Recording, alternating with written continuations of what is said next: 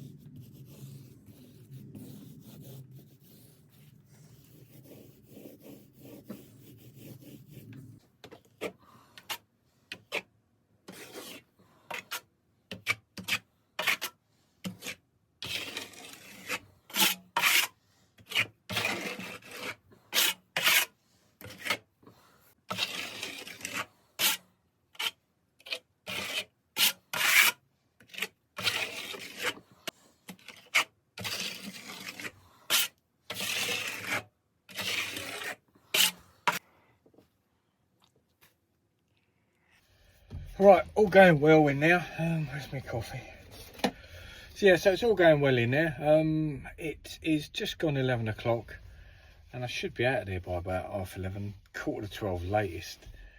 And then that's my day done then. I priced that from a photo, and I didn't have no real idea. He did give me some rough measurements to the aperture, but unless you can see these things, you can't really know exactly. So I gave him a price over a photo from the internet on that one, and I don't really often talk about money. I don't suppose a lot of us do really, because we charge what we charge, and there's a lot of different reasons why you charge what you charge. But I charged that for worst case scenario. I charged it for potentially being bigger than it was, higher than it was, because it's a Velux. I was thinking it could be off the top of my stairs, so I brought my tall steps in. I didn't know what was underneath. I didn't know what state the room was in. So I just basically, I priced for the worst case, and I priced that little job for 300 quid. Now I had the materials. No, I didn't. I bought a bag of plaster, as you'll see in this video, but I just picked another bag up because it's always good to have another bag. I had half a bag on, and I just picked up a couple of lengths of batten just to put the frame in. So I spent minimal on it. So I charged 300 quid there. But if I'd have gone round and looked at that and stood there looking, I would have never have said 300 quid. Now I've got this barrier when it comes to giving prices to customers face to face. And I suppose a lot of us feel like that really. They're standing there looking at you, how much, and I usually say, I'll work it out and I'll get back to you on a text or email, because I like to have everything written down. That way no one can come back and said, are you sure you said that? It seems like I thought you said. If it's all written and they've replied to it, it's a job done. No one can back out of it. So a lot of time when people are standing there face to face and they say, oh, price mate, ballpark, and I always feel the pressure to give that ballpark price instead of just saying, like, I'd rather just do it, you know, on a text, and then everyone knows where they are. So anyway, they're off of a blind email. Didn't know the fella, I've never met this person before. 300 quid, and he accepted it. Thought, yeah, great. And now I'm here doing it, and I'm going to be walking out of his door by about 11:30. My inner conscience is saying, you're taking a piss. 300 quid for a patch that big. 300 quid. And so part of me wants to now say to him, do you know what, mate, that's a bit steep. Drop it down to 250. Which I probably would have priced that. If I was going there to look at that, I probably would have priced that at 250. I'll hold my hands up, I'll be honest. But when again, so it's very hard for me to sort of walk out that door without saying to him, look, this is quite a lot. You know, maybe just drop it down a bit to like 250. But I thought, no, this is where I get pricing wrong, because I look at it as just me popping out, doing a bit of work, going home. But really, I have to think back to myself and think, well, it isn't just that, is it? It's me running this van, getting repairs on this van, which has got to go in tomorrow for a little bit of something to be done to it. Then it's the price I pay for any advertising that I do. It's my tax, it's my national insurance, it's my holiday pay. I know this is one small job and you can't get everything out of that. But what I've never been good at is adding up what all them extra bits would cost over a year. So your 28 days holiday or 21 days, whatever it is. The running of the van, the diesel that goes in, the work clothes. And then multiplying that into whatever that might come to, just out of my top of my head, that might come to £4,000 a year. Now you break that down into your 48 weeks, whatever you're going to do. Divide that into 5, put it on each job. So I don't know. I'm never really good at that. But this year I want to try and be a little bit different, because I always find myself catching up with a tax bill at the end of the year. You know, working hard, but not really seeing the rewards that I see other people getting from it. And I'm not a natural piss taker. I won't walk into a job and say, yeah, 500 quid for a ceiling. I won't do that, because it's not who I am. And I've been to other jobs where people have had my quote, and my quote might have been, I don't know, 250, 300 quid for their ceiling, and they say, oh, the last bloke quoted me 500. And I think, well, good luck to him if he can get 500 out of it. But if you're charging 500, are you getting all your jobs? Are you continuously working? Are you busy day after day, week after week, which I am? I mean, obviously you watch me, you know I'm always busy. I've always got something to do, so another job to waiting for me.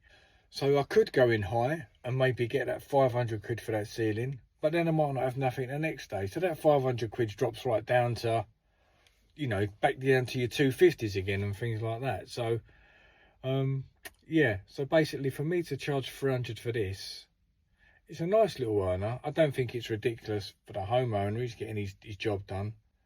He's paying for my reputation, for my reviews. So I suppose I'm just trying to justify 300 quid in my head here, really, for something that's going to take me 8, 19, 11, 3.5 hours to do. But, you know, then again, other specialist trades, so-called specialists, charge ridiculous amounts of money. So, yeah, it was just a little chat, really, about prices and how high is too high. But I don't like really to talk about prices because everyone's got their own prices that they need to earn. Some people need to earn more than others and stuff like that. But it's nice to earn a fair day's money for your experience, your knowledge, and all that sort of lot. I suppose that counts for something. It would in the corporate world, wouldn't it? If you're getting someone in to do, I don't know, take over a management role, and they've managed other successful projects, you're going to pay them a lot more than someone that you're just taking a chance on. So experience does count for more money in the corporate world. Why shouldn't it do the same in this world? Especially if you've got a bald head and you wear a white jumper, you should earn an absolute fortune.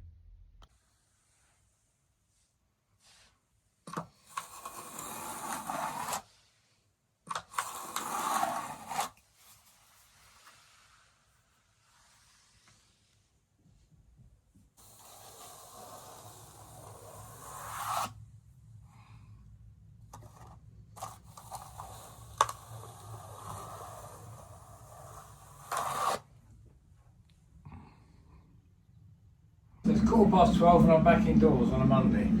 That's got to be cause for celebration, isn't it? 300 quid in the pocket. Well, not in the pocket, in the bank. Kettle on the go. It's Monday and I like to celebrate with a bit of the old, yeah, baby. Oh, hey, baby. You can tell I'm happy, can't you?